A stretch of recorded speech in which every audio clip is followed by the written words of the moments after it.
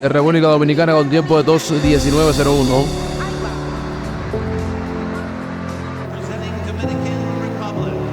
La medalla de plata representando a República Dominicana con tiempo de 2:06:56, Lourdes Aybar. I am tired to repeat people that I'm going to the Paralympics. No, the Olympics. This is different, people.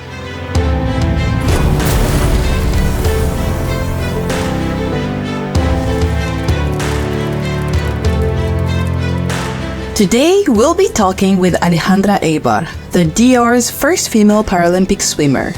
We talk about her commitment to inclusion, her hopes for Paris, and making the DR a more accessible place for all.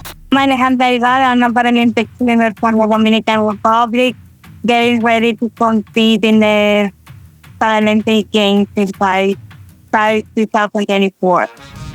In which sport are you going to compete in the Paralympics? Paraswimming. How did you find swimming? Well, I hurt my knee, and when I went to the doctor, he recommended me to start practicing swimming.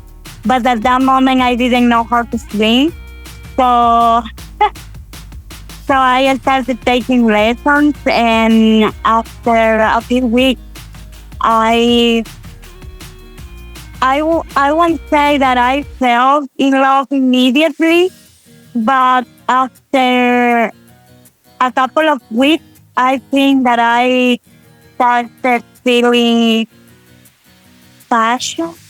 I know you also were involved with a lot of different things this past year in Germany. Your program, I know you've also been involved with the Paralympic Committee. Tell us about what you've been up to. Yes, I have been working in the International Paralympic Committee with sport development. It has been super exciting. I love everything that I'm doing. And for me, it's like a dream that came true to be able to work with the sport development coming from a developing country. So yes, I have been working with different programs, athletes, training camps. Yeah, it's different things. That's amazing. And coming up to the Paralympics, how do you balance everything? Because I suppose you're more focused on the sporting aspect of things, but did you completely set aside your work? Well, now I am on leave, but usually I combine training and work, everything in the same day. So basically, I wake up every day at 5:40 in the morning to go first to my practice, and then from there going to work, and from work going back to the pool or to the gym, depending on the day. And it has been crazy. It's not easy. It's not something sustainable in the long run. That sometimes I'm happy, and it was my decision, and I'm just living one day at a time. Yeah. So how long do you see yourself do that before eventually there's a change? Actually, I'm getting ready for my retirement after Paris. Nice. Yeah. Okay. Yeah, I don't know if it will be easy, because I know that one thing is telling that I'm going to retire, and other actually getting retired. But I think that I'm prepared for it, because I have been working on my transition for about 3 years now. Wow. So I'm getting ready for the next step. Congratulations. I hadn't known that you were thinking about retiring, so that's a massive shift. I want to follow up on two things. The first was how you balance all these different things. I think that one is knowing why you are doing that. I'm waking up every morning because I want to go to the party. And the other thing is, I think but to have clear goals. I'm working in something that I like because I want something like this when I get retired, for example. That's so huge. The other follow-up question I have, because you just shared that you're thinking about retirement, is what are your hopes for the future?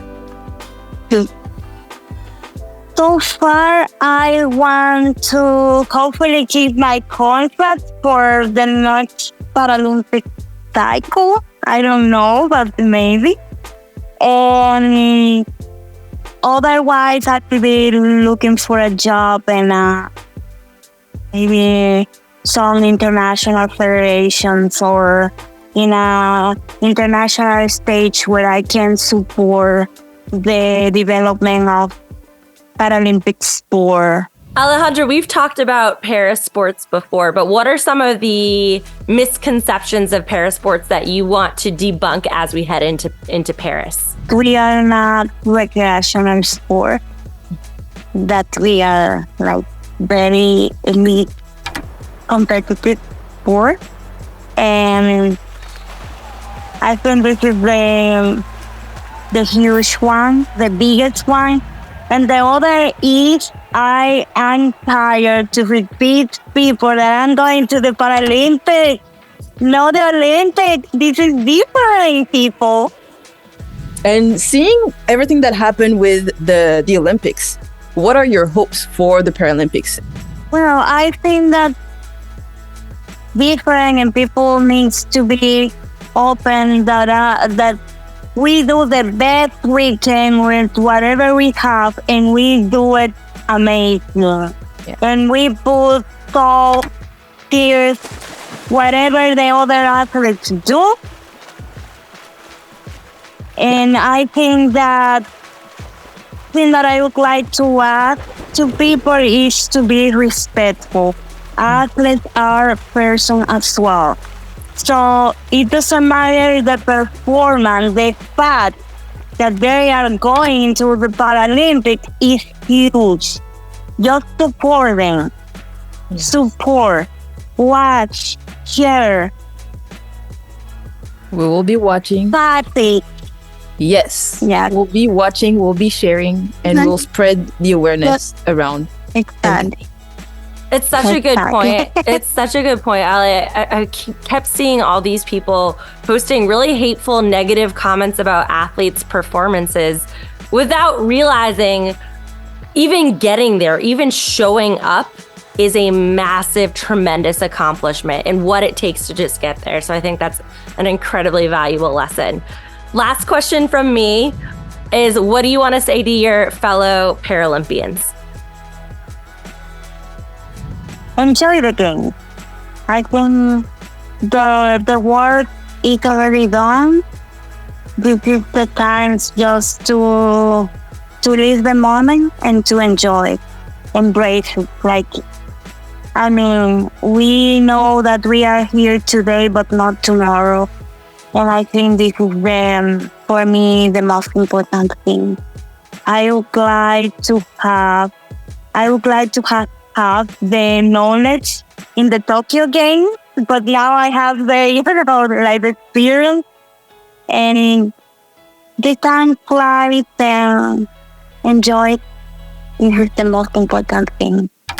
Thanks for tuning into Flame Bearers. If you like what you're hearing, please leave us a positive review on Apple Podcasts, Spotify, or wherever you get your podcasts.